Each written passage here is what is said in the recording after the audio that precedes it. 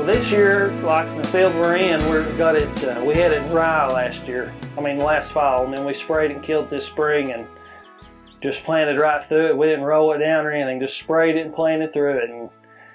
And I'm not trying to brag because these are mine, but these are probably the biggest beans, the best looking beans around.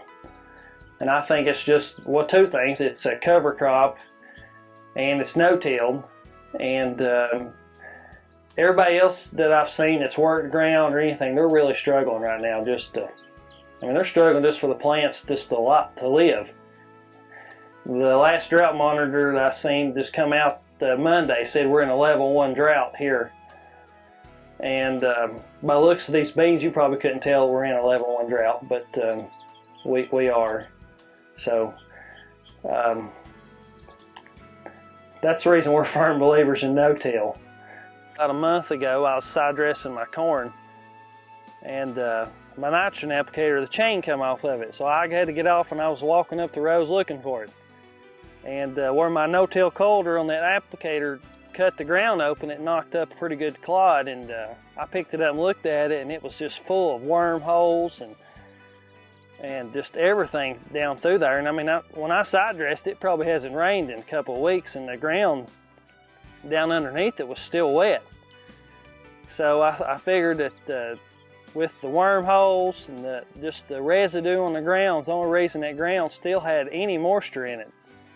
So, you know, that's just proof that it works. And I mean, if you look here, you could see our ground is this field anyway is 100% coverage. I mean, there is no bare ground exposed. And I mean, we planted through. This ryegrass was head high, 6 feet tall when I planted through it. So I mean, I was a little leery, to be honest with you, when I planted through it. I was a little afraid that my crop couldn't come through all that residue, the beans. But it's proved me wrong, and it looks very good. So I'm pretty pleased with it. The first year 2 years ago, we planted this in beans, and it's behind wheat residue. Same thing, but the wheat wasn't as tall, but it's a lot thicker. And it had a little bit of trouble getting through. My stand wasn't quite as good as I wanted, but it still turned off excellent beans. And you know, with beans, you don't have to have every seed doesn't have to come up to still make a good yield. So it just really works good if you can have some kind of cover to cover your ground up. But to me, no-till is just about the only way to go. It works on my farm, so what I'm doing. You know, I can't speak for everybody, but it does work for me. You know, I like to say, every time you go across that field, it costs you money, whether you realize it or not. Diesel fuel is $3.20 a gallon or something like that, and you've got a tractor that'll burn 50 gallons a day out here disking ground, and you know, that adds up in a hurry. And that's the way I like to look at it. You know, I've got a sprayer that's 65-foot boom, so we can spray 40 acres in an hour, versus it would take you all day to disc 40 acres and get it ready. You know, my dad can spray 200 acres a day. My dad runs the sprayer, and he can spray 200 acres a day, and that same day I could be planting right behind him with my planting it with my no-till corn planter. And within 2 days, I could have 200 acres planted, versus if you're working ground and doing all that, it'd take you 2 weeks to plant, to get ready for that. So, you know, to me, time is money.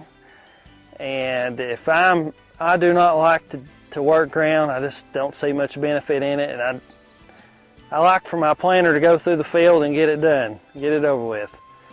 And because I've got lots of other stuff to do, and it just seems like that's just more economical. And I don't have all that machinery cost that everybody else does.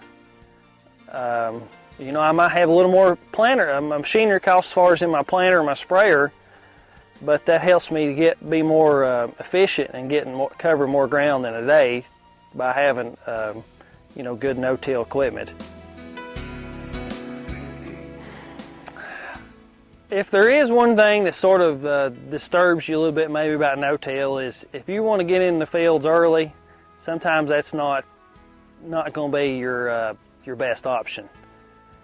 I have jumped the gun many a times and go out there and try to no-till in the cold ground covered up in residue, and then you wonder why your seed, you only got a stalk here and a stalk there that comes up. It's just because the ground's just not warm or it's too wet.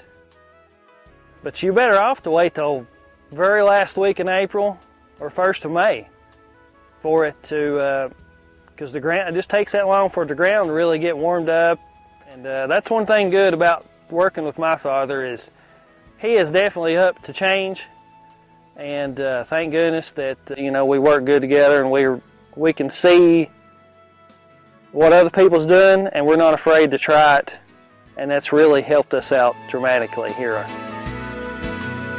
I mean, to me that's just what's made us, is we listen to other people, to like Mike or other farmers across the state that's had good success, and we think, well, let's try that, and we try it and it works. So my thing is, don't be afraid to try something new, and don't knock it until you've tried it. And don't try it just once. Keep trying it a little bit at a time. You could start you off with 10 acres. Try that.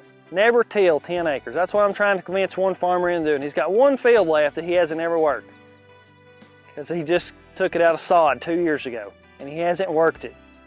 And he told me the other day, he said, that's the best field of corn I've got, the field that I didn't work. I said, well, don't work it. Please don't work it. Don't take your ripper, don't take anything through it. This field right here, well, this whole farm probably hasn't been worked in 15 years. I mean, it hasn't ever had a disc in it in probably 15 years. So to me, I mean, this right here ought to speak volumes. Or you don't have to work ground to make it work.